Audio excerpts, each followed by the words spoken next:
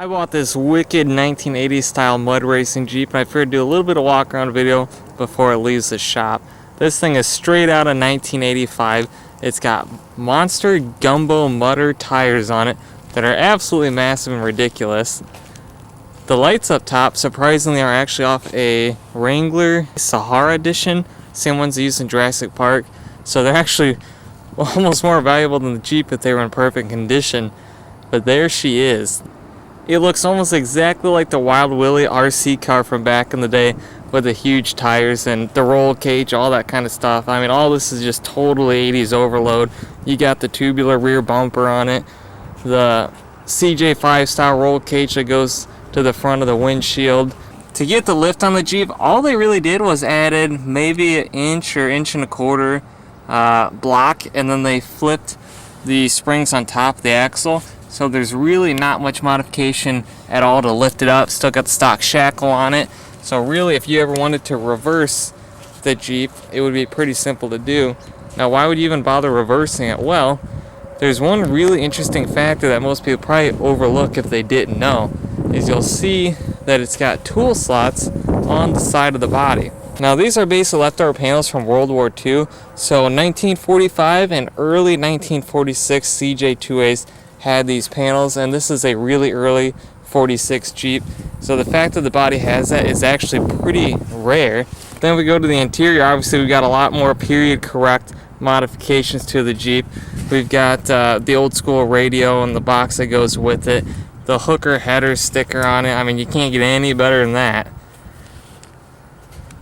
It's got a Muncie late model M20 transmission that mates to the stock Dane 18 transfer case. That's actually a pretty valuable setup to have that adapter between them. And then it's got some sort of tilt steering column with power steering hooked up, hanging pedals on the floor. All this was set up for a GM V8.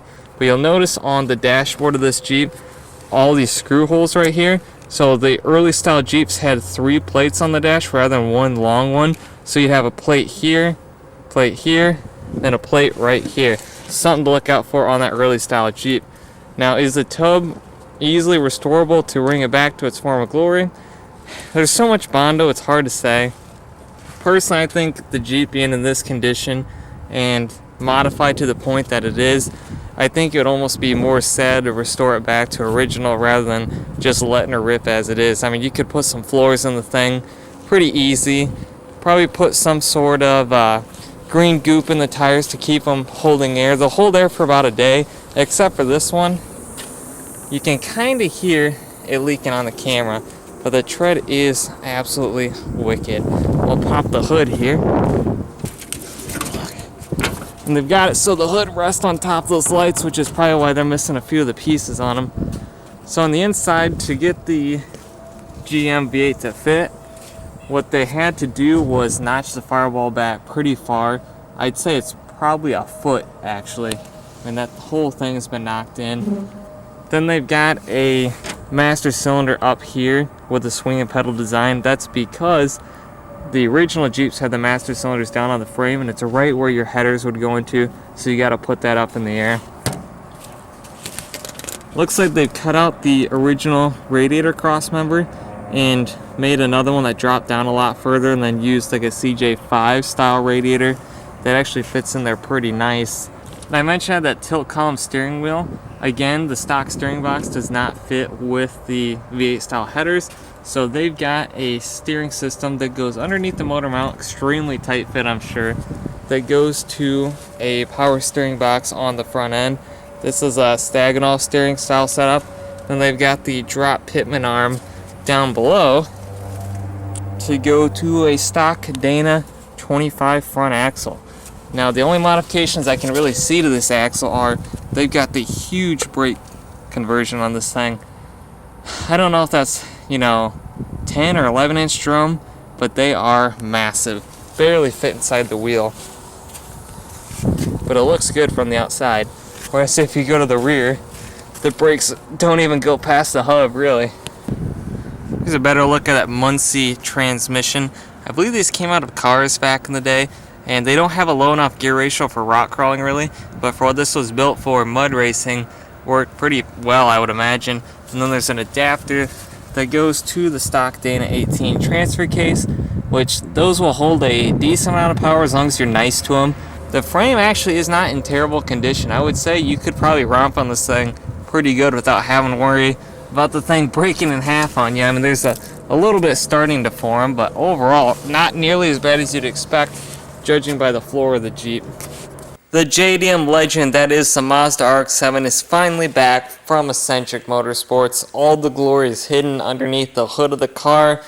We'll pop open the driver door here and you can see that I have some work to do here. I need to reinstall the interior. We've got the digital dash in place. I figured give you a sneak preview of what's going on under the hood.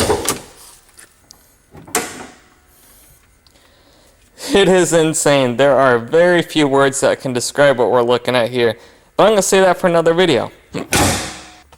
The battery of the car has been relocated behind the passenger seat where the rear bins go. Unfortunately, I have not had time to mess with this car because of Easter Jeep Safari.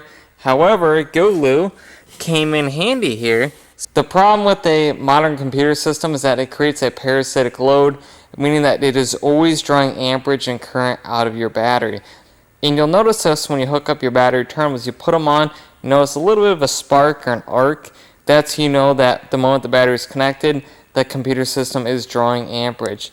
Now, this car doesn't seem so bad. On my Chrysler Crossfire, I'd actually disconnect the battery because if I let the thing sit just like this, the car would naturally drain its own battery within 2 weeks. I really appreciate GoLu for providing this battery tender. Just so I've been talking behind the camera, we're already at 12 volts on the battery, which is excellent. I don't know why I've never purchased one of these before. Always wanted to, always meant to, but when you're sitting behind the computer, sometimes you just forget. But this is a really great one. Just hook it up to your car, plug it into the wall, and it pretty much goes from there. I'm really excited to show the rest of this car. After we get through the Easter Jeep Safari videos, I'm going to show the dyno tune process and the overall look of the build from the engine compartment, the computer, the wiring harness, the turbo, everything that you need to know about this car, drivability, what it handles like on the street, that kind of thing. It's all coming up very, very shortly because this thing needs to be ready to go before summer.